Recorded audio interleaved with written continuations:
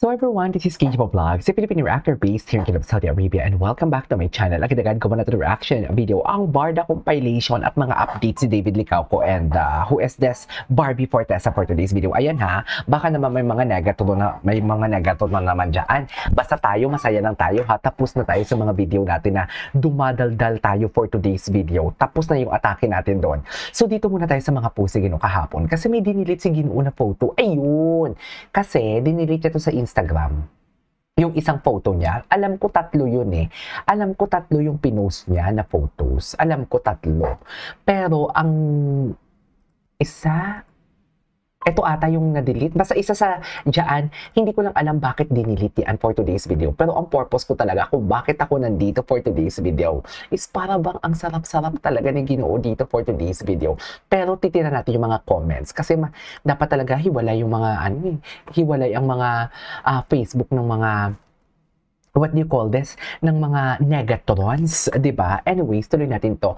Kaganda naman ng view kasi alam mo, kung kailan nag-post si Ginoo ng mga ganito, doon din sila nag-post talaga na andito si Alex sa Pilipinas. Pero nang hindi pa talaga si Ginoo nag-post ng ganyan, wala naman silang pinupost. Di ba may mga chismis pa nga sila na nagpunta ng Bali si Ginoo? Kasi di ba, alam mo talaga na fake news sila kasi tumakle ang kanilang istorya na nagpunta ng na pupunta si Ginoo ng Australia November. Tumakle yon. Tapos, nagpunta daw ng Bali si Ginoo. Doon daw nila celebrate ang birthday. Charis! Tapos ngayon, tumakli na naman yon. Di ba? Tumakli yon. Hindi umubula yon. Tapos pangatlo, nang nag-post na naman si Ginoo nito, gumawa na naman sila ng kwento. Di ba? Alam na alam mo yung fake news peddler sila at doon na lang sila kumukuha ng lakas nila para sa mga post ni Ginoo para maibalita sila. Di ba? Kasi unang-una, dapat kay Barbie ka mag-focus, hindi kay David. At ikaw na mismo nagsabi na may girlfriend si David. Pero bakit mo pa din dinidiin na para bang kinikwento mo sa amin na wala pa siyang girlfriend? Kasi diba, kung may pinapatunayan ka talaga, kasi ako, tingnan mo ako, wala na akong ini-spill na tea for today's video. Kasi I know what's going on between the two of them. At kitang-kita din naman talaga natin sa mga videos na nakikita natin. Kahit sabihin mo hindi sila nagpapansin naman, mga indikasyon talaga. Wag mo sabihin concern ka sa amin? Kasi dilulo kami? O sadyang wala ka na lang talagang makuhanan ng pangganito?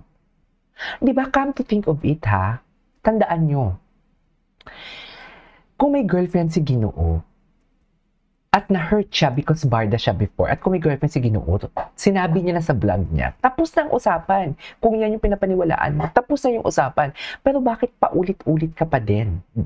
Kasi di ba sabi mo, focus na siya kay Barbie eh. Pero bakit paulit-ulit ka pa din about sa Barda? Dapat kay Barbie binabalita mo eh. Hindi na kay David. At kung totoo man ang sinasabi mo, Charis, at kahit siya mismo hindi siya naniniwala eh, na may girlfriend si Ginoo, kahit ang binabalita niya is may girlfriend si Ginoo, kasi alam mo bakit? Paulit-ulit yung binabalita eh. Paulit-ulit yung binabalita na may girlfriend si ganito, may ganito, may girlfriend talaga siya, si Alex talaga. Bakit? Kinukumbinsi mo, sino ba talagang kinukumbinsi mo? Viewers mo o yung sarili mo?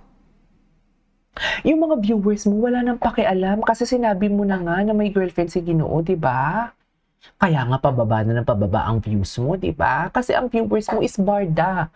So ngayon, may mga hunghang kang viewers na naniniwala na may girlfriend si Barda. Once is enough. Kasi sinabi mo na eh. So tapos na. Kaya nga nawalan ka na rin ng viewers, di ba? Kahit sabihin mong pro-Barson and anti-Barson. Kami tayo kasi anti-Barson tayo eh. Nawala na yung viewers mo sa'yo, di ba? So, tama na. Oo. Kasi naghahalatang hindi na totoo yung talaga yung mga sinasabi mo. Sobrang halata na talaga. Kasi bakit mo pa kami kailangan kumbinsihin? Kung ikaw na mismo sa sarili mo, sinabi mo na may girlfriend. So, tama na. Nasabi mo na eh. Di ba? Tingnan mo ako. Nakapag-spill na ng tea, may mga the big one and everything. Tama na yun. Tama na yun. yun. Hindi ko na nga kinukonvince ang mga viewers ko dito na may barda talaga, na sila talaga. Hindi na kailangan. Kasi sila na mismo ang nagsasabi, ang litrato na mismo ang nagsasalita for them. So, maawa ka sa sarili mo. Diba? Halatang-halata na for the views ang ginagawa niya. Halatang-halatang hindi din siya kumbinsahin din sa mga sinasabi niya na may girlfriend si Ginoo. Kasi paulit-ulit siya eh. Diba? Nakakaawa siya. Para saan? Dear, hindi mo maaagaw ang viewers namin. Kasi hindi maputi ang kalooban mo. Kung good vibes ka lang, ang kailangan ng viewers, good vibes eh. Diba? Kahit nga nakitaan natin ng mga syargar-syargaw, patuloy pa din sa good vibes. Kaso mali ang taktika mo, hindi ka marunong sa social media. Totoo lang. Diba? So balik tayo dito. Dito tayo sa pagtamang katawan na Ginoo. Eme lang, diba? Meron siyang post dito, ito ang gwapo niya dito. Super gwapo niya dito. As in, ang gwapo niya dito. Ito talaga yung pinakagwapo photo ni Ginoo for me. Diba? Gwapo niya dyan. Gusto ko talaga yung seryoso yung itsura niya, sa totoo lang. Punta natin si Barbie Fortesa at napachismis na naman tayo dito.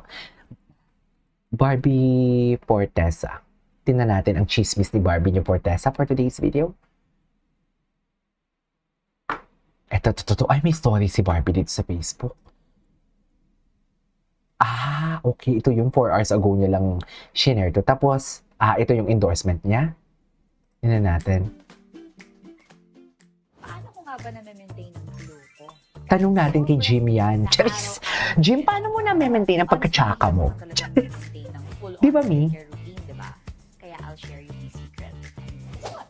Sa Go! 9 collagen peptide drink. Okay siya kasi highly concentrated collagen talaga siya. And that means mabilis siyang na-absorb ng skin. Wow. And even then, ganda ni Barbie. Sa TikTok mamaya yan, titingnan natin maraming chismis. It also helps improve skin texture and even out skin tone. Kaya naman look, glowing from the inside out. Yes, inside and out dapat. Charis! Di ba, Mi? Ganyan dapat. Ay, na para bang? Oo, napanood na natin yan. Nakita na natin yan. Dito tayo sa recent. Yung recent was yesterday. Eto, maraming photo. Imposibleng hindi in-invite yan si ni Judy Ann Santos. Napaka-imposible. Si Miss Eugene Domingo. I love Miss Eugene Domingo. Ito pala yung episode 1 nila. Tingnan natin. Ano pang next? Ano to? Kape at gatas. Atake. Kape at gatas. Anyways, tingnan natin to. Oh my God! OMG! Grabe naman maka-OMG. At inuna talaga dyan ni Miss Oge dyan yung pag-vlog niya. Hindi mo kaya.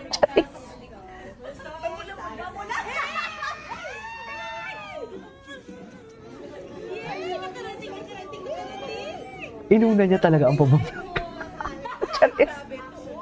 Chares. Sana all lang gigigil. Ang anghang ng white flower? Nasobrahan? Gusto ko talaga yung oh my gosh na yan. Anyways, tingnan pa natin anong next. Sana ay magpakita ka. Panoorin natin yan. Parang yun yung dapat sinabi mo sa kanya. Sana magpakita ka. Oo nga eh. So, ano Grabe, na-feel mo na-surprise doon? ako doon ha. Hindi ko alam yun. Ay, hindi niya alam. Ay, bakit nagsigawan ang mga tao? Actually, si David kasi yung una kong in-invite Ay, sa prod. dito. May movie si Dustin na, Siya Love You So talaga Bad. kasi Before PBB, halos araw-araw kami magkakasama. Kaming tatlo kami. Tapos, Before PBB. nung sinabi sa akin na magkakaroon ako ng fan meet, siya agad yung pumasok Fan meet lang pala yan? Oh my God, ang dami gusto kong makita kami kung paano yung bonding Atake naman sa fan meet. Kasi para sa akin yung friendship namin talagang gusto kong i-share sa inyong lahat. Ayun, yun lang. So, ngayon kasi hindi na kami Parang nagkikita. naging emotional si Dustin Hindi dito. na talaga kami nagkikita. Aww. Bakit? Bakit? Ayan o, di ba siya talaga? So, Siya talaga yung nagsabing ayun. bakit. Kahit wala namang Lover boy Lover daw, boy. busy kasi yun kay... ayan o, ang dami palang sarili barda. niya. Ang dami palang Sa barda sarili niya. Patay dyan. na naman ako nito. Ikaw yung Patay na naglalagay naman. ngayon, Dustin, ha? Na naman, dyan talaga ako sa na naman. Yan o. Kay Barbie. Ay! Sana ay Bakit naman naputol? Ay! Cute ni Gino. Anyways, it is our for today's video. This is Kejbo Vlogs and see you on my next vlog. Bye!